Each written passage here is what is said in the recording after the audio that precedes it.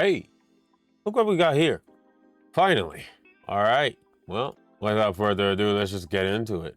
Welcome back to another video. This time we are going to play F125, the 2026 season pack, the DLC. Now, I'm not going to lie. I was not very excited about this game. Well, not the game. What am I saying? I was not very excited about the 2026 season pack. Look at that. Oh my gosh. It's basically as if I bought a new game. I never played too much of F125, and so therefore I am not too excited about this one. It's not like Forza Horizon 6, to which I was excited, and honestly, that game delivers. It's not like the new James Bond game where I was intrigued, and I'm not gonna lie, that game is also pretty good. There's other games in 2026 that I'm excited for, from indie titles all the way to the big one. But this one is the one clearly I did not care too much. Now, the price for it is less than half of a full game, so this is basically as if we're buying a new game for half price. So I can't really complain. I don't know what the physics are going to be like. Some people were saying that it's interesting and pretty good. I really doubt their opinion. So with that being said, let's just go straight into F1 World. And let's just experience time trial with those cars. So clearly they got the older version, or the first version of the Ferrari and the Red Bull. And I'm assuming the same thing goes for the McLaren. So we have yet to get an updated version of these cars. It's kind of to be expected. The other cars, I don't know what kind of upgrades they really brought to make the car look any really different. But yeah, you know what? Let's try it out in Monaco. But yeah, I really wonder how the physics are going to be like, if it's going to be any good. So let's see how the physics are like in comparison to the, in my opinion, very horrible 25 cars. I'm not a fan of the, like a general fan of the car sounds. But wait a minute. Wait a second. Hold up. Hold up. Why did I pick Monaco again? I mean, I'm going to do a few laps there just to see. But, okay, never mind. The force feedback is still just as horrible with that general rubber band effect and very little detail. But something's very interesting about this. I need to find a better straight. Oh my, wait a minute. Oh. Hold up. Hold up. Now I know this is time trial and you know that we don't really get the effects of the battery, but oh my gosh. The physics, like the tire and movement of the car, this is the same tire physics, right? I mean, the tires are narrow, so technically they would have slightly tweaked the tire physics, but whoa. Oh, never mind. The tires still give that feeling. I'm really gonna need to push it to really get a better understanding of this, but the tires are giving that feeling. I mean, they're still giving the feeling that they want to give you grip no matter what. At the same time, it feels connected. I don't feel like I'm like rotating from the middle part of the car as I can't drive. It feels more as if I'm rotating with the fronts. It feels closer to like F123 with the very pointy effects of 25. I mean, I'll take that any time of the day. Let's do one lap and then I'll give my early verdict of how the handling is, how they've changed the handling model. My expectations were very low for this, and this is very interesting. So I'll see you guys at the end of the lap. Okay, so this lap is nowhere near quick, but my early verdict of this, honestly, I'm not gonna lie, wow. It is not authentic handling. It still does not feel like what I would imagine an F1 car would feel like. The force feedback still needs a complete overhaul. But this, if they go from this direction with the 2027 game, this is definitely a step in the right direction. The suspension movement and feel feels good. The tires actually feel like a bit more like tire-like. Like the overall performance of the car handling is actually not bad. So it's not great, but it's a step in the right direction. I wonder how they're gonna make for F1 2027 or F1 27. They got a whole year ahead of them to really nail the handling, and I really hope that they do that. This is definitely, it's good. It's a step in the right direction. Now let's go to the Madrid circuit and see what that's like. Now this is my first time on the Madrid circuit. I've only looked at a plan of this track once. I really was not keeping an eye on this track at all, not even on people playing around the track. So that's clearly a straight mode. I don't know where to brake. It's like a 90-degree corner or chicane. Okay. And then we got this area and another straight mode. Okay. Very tight circuit, I'm not gonna lie. There's a decent amount of elevation changes. Where am I going? Oh gosh. That's a turn coming up. Whoa, whoa. Oh my gosh. Whoa, that came in so fast. So here's the first corner as we go straight into the wall. Beautiful. All right, the last corner before the start finish. A very short straight line mode. And then to another straight line mode coming up. This one is just flat out. Okay. Here we may see some overtakes if they set it up right. I don't know when the turn is coming. It's coming so quick for a very tight and awkward, like Mickey Mouse chicane type thing. Now we're going up the hill. Okay. So up the hill and we're gonna have to brake. It's kind of like Road Atlanta. So many turns. It's a long track, huh? It's like Jeddah in this area, where you can carry speed if you chain the corners correctly. Let's do a few more laps and then get into a race. Oh my gosh, that is... The issue that I have with this game is, like, check this out. This is what I have. This is my issue with the game. The tires want to give you so much grip for no reason. You really cannot lose grip in this game. Here I should just spin around, but then I stop, and I spin stop, and I spin stop, and I spin. And I can't straighten out the wheel, and I continue to spin. Because the tires always have grip to give. If I go to the outside view, I mean, I'm sure you guys already know about that, but like, it's just so incorrect. Like here I'm spinning, I should be able to straighten out the wheel and continue to spin. And now I'm just going in a straight line. I haven't straightened out the wheel completely. I'm still at an angle. Like, check this out. I'm still at an angle, and the wheel yet wants to straighten up. I mean, not the wheel, the car. The car still wants to go straight.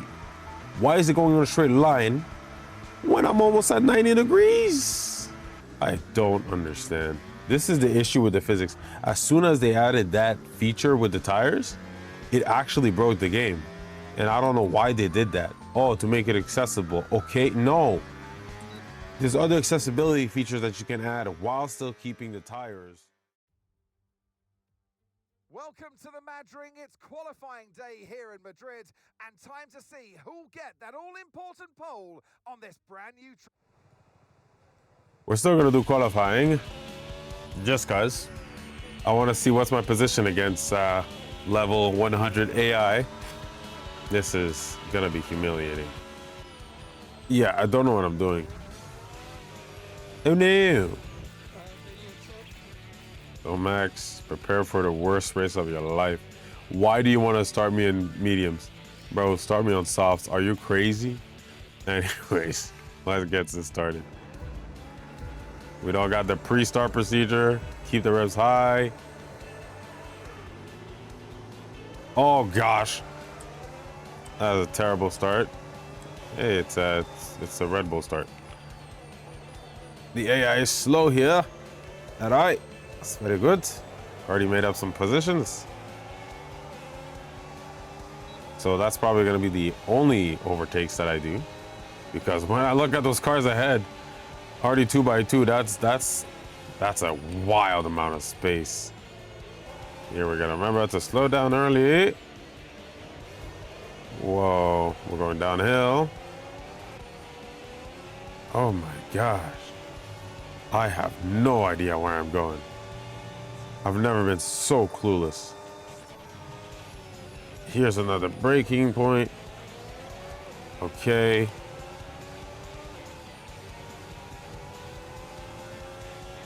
Oh, it's tightening up. I forgot about that. Let's go and tightens up. Okay. We gotta brake a lot sooner. Oh no, I didn't mean to do it here. I forgot my buttons. Ah! I am so sorry, man. Let's restart the race. This time is gonna be good. Trust me. Still a terrible start. I think I'm gonna overtake less people. Woo. Oh my gosh, this is so tight.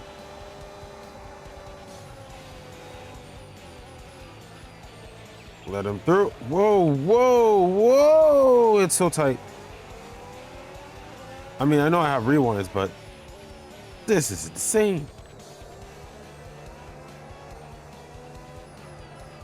Son of a gun. I didn't get any damage. That's crazy. Take that.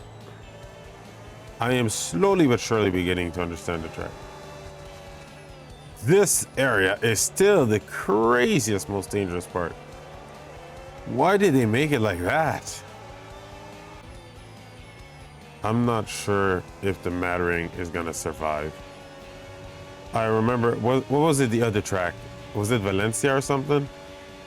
Because that track did not survive. So many hard braking zones, man. This is like great for these kinds of cars because I'm not running out of battery anytime soon. But in terms of overtaking ability, Alonso is still ahead of me. I mean, granted, I don't know the track, but I do feel like in real life, defending is gonna be somewhat easy because of the fact that there are walls. Not a lot of drivers are gonna be very gutsy unless if they want to end their race prematurely. Wow, well, I'm kind of alone right now. Alonso just ran away and Stroll is, oh my gosh. Gonna take a while for me to understand this track. Look at this racing line. Oh my gosh. It's the racing line of a champion. There's just no catching. I mean, it's simultaneously the track being as tight and difficult as it is, and me not knowing what I'm doing. Oops, I totally went too fast. Does it give me a penalty? Oh no, I have all the rules and flags just gone, so I won't get a penalty for that. I'll take that. And oh, that's the awkward part. I'm not gonna give this a name except for awkward part. That's awkward turn. Let's just call it awkward. Around awkward, and then the two final turns for the start finish straight. Those are the names I give these corners. Okay, let's name this once again. Catch Me Off Guard. Into, I'm gonna change the name to Disgusting Mickey Mouse Chicane. Up into Atlanta, down the hill to Jeddah. Somebody else is dying around the banking of Zandvoort, and then back into Jeddah, and then entering Russia. Whoop! And Titan up to awkward and final twos. There's no real overtake opportunity here.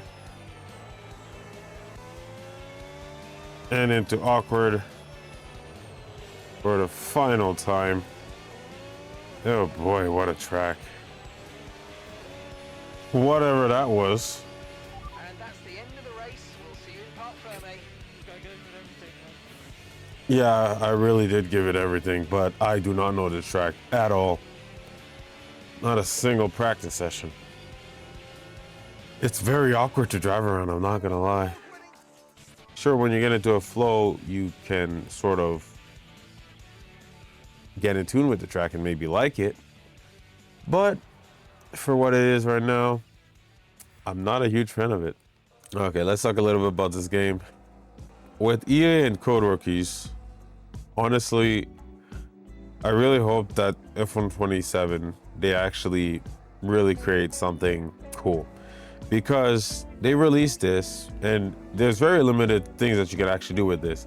It's like half a game and it's to be expected. It was never gonna be like a full complete game release type thing. I never expected that. It's a DLC, so that's fair. It is what it is.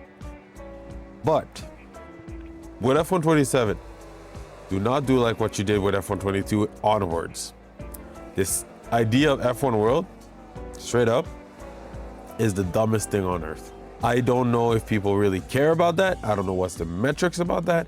It's very catering to the casual fans. I see what you're trying to do, but honestly, it is not a place to put any real amount of resources in.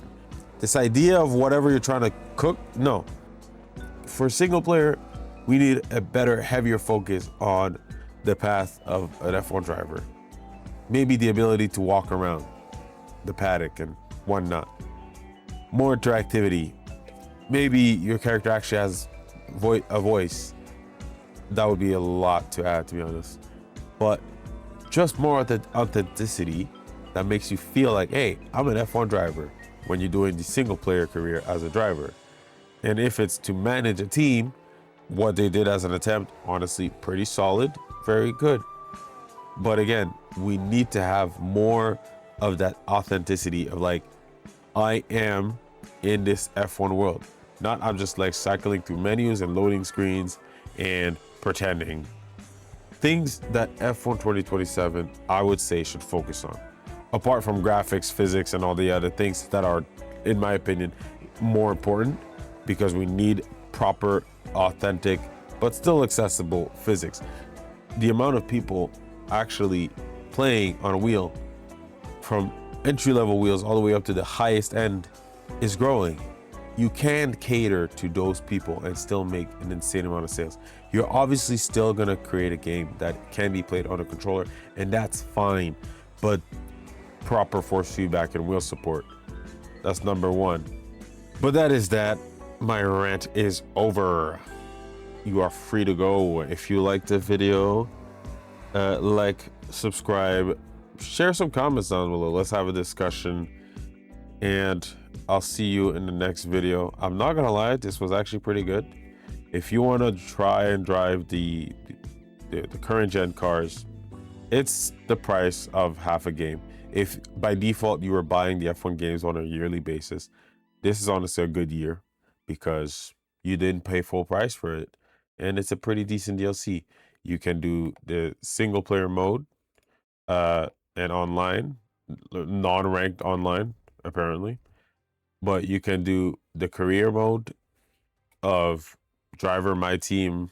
I don't think you can do two-player career, so just these two. And yeah, no, it's pretty good. I'm for sure gonna have some fun with that, and I would say you could see some more videos of that.